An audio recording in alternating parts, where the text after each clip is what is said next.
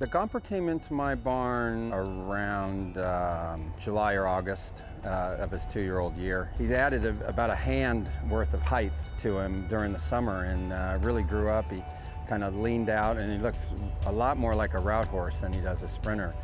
He really grew up fast, and with that though, I've kind of been careful with him not to press him too much when he went through that growth spurt, getting him fit but not putting too much pressure on him when they're growing like he did. The Gomper may only have 2 starts, but his trainer Ron Ellis sees the possibilities, and we'll find out over the next couple of months if he's capable of racing in the Kentucky Derby. He's very relaxed. He doesn't get rattled by things, and that's the kind of things that I look for in what makes a good horse. You know, I think the real good ones are smart, and they don't get rattled. They're not under a lot of pressure. They just take in everything, and that's kind of the way he is. He's not laid back. You can feel that he's got a lot of energy. He's just not afraid of things.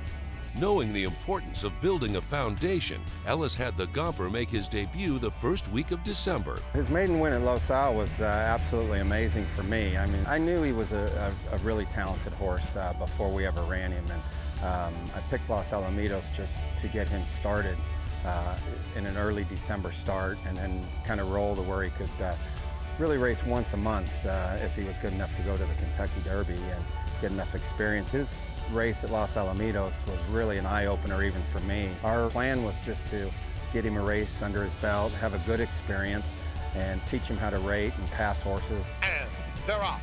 Sendai breaks out very swiftly. Discreet Prince is a bit quicker and takes the lead. They're followed by Simple Man, a length clear of Ian Call. The Gomper, Yoked, is next, and between those two, it's Whiskey Wild. He ran like a horse that had run 20 times. I mean, he just was very professional. Joe took a little hold of him out of the gate. He relaxed perfectly, but then on his own, when they hit the 3/8 pole, he just started pulling him out of the saddle and really did it all on his own. Here comes the Gomper under an extremely confident hand ride, breezing to the front. The Gomper will toy with the competition. Joe Telemo all but standing up as they cruise.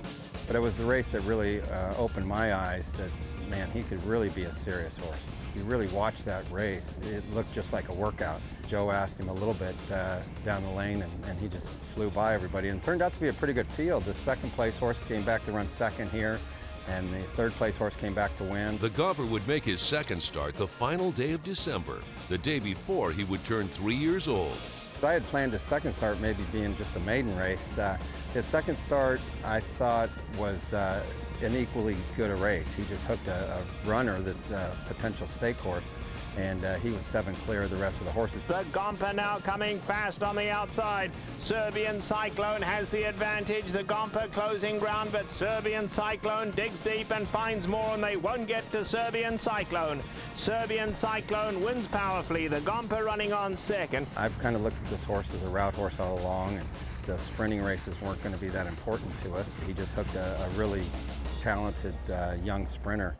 It's been so far so good according to plans with him, and our big test will be when we stretch out. Ellis understands the importance of getting the Gomper experience if he's to make the starting gate the first Saturday in May. Well, you know, I've been to the Derby twice, and one time I took a horse that was probably a little bit under-raced. He didn't break his maiden until January 2nd, I believe, and I mean, it was touch and go whether he'd have enough experience. Actually, that's what I'm talking about.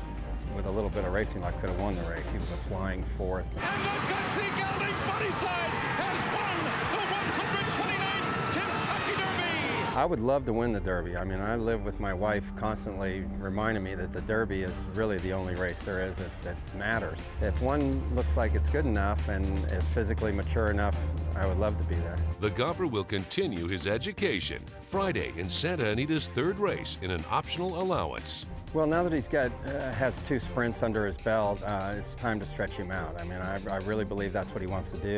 You know, he's by Sky Mesa. He's out of a bottom side that can run a long ways. So I really believe his best days are going to be going 2 turns, and it's time to give that a try. We're going to be looking for a big effort out of him. I mean, I'd be expecting him to win and see if he's good enough. And really, I think once we run him a mile, that's going to be his coming out party.